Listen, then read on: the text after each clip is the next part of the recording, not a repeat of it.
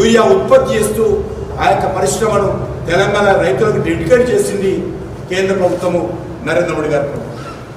అంతేకాకుండా జాతీయ రహదారుల కోసము ఈరోజు వేల కోట్ల రూపాయలు, 1,20,000 కోట్ల రూపాయలు ఇప్పటికే ఖర్చు పెట్టారు. మరొక 80,000 కోట్ల రూపాయల పనులు ఈరోజు నిర్మాణంలో ఉన్నాయి.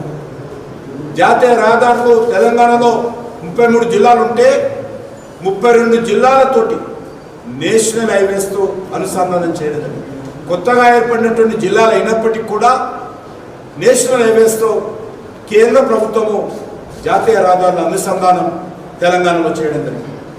అంతేకాకుండా రైల్వేల అభివృద్ధి కోసం సుమారు 84,492 కోట్లతోటి నూతన ప్రాజెక్టులు తీసుకుంది.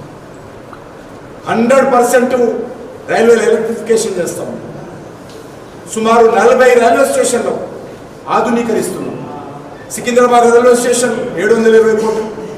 మీరు వచ్చే జనవరిలో సికింద్రాబాద్ రైల్వే స్టేషన్కి వస్తే శంషాబాద్ ఎయిర్పోర్ట్ ఏ రకంగా ఉందో సికింద్రాబాద్ రైల్వే స్టేషన్ ఆ రకంగా.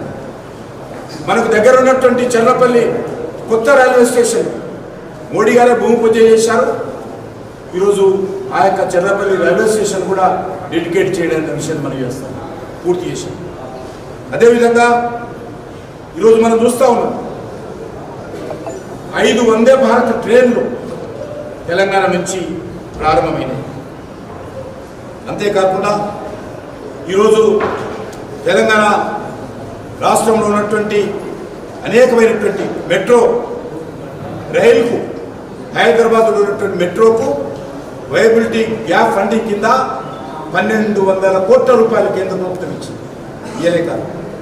అదే కాకుండా ఈరోజు రాష్ట్రంలో ఎక్కడా లేని విధంగా ఫ్లోటింగ్ సోలార్ ప్రాజెక్టు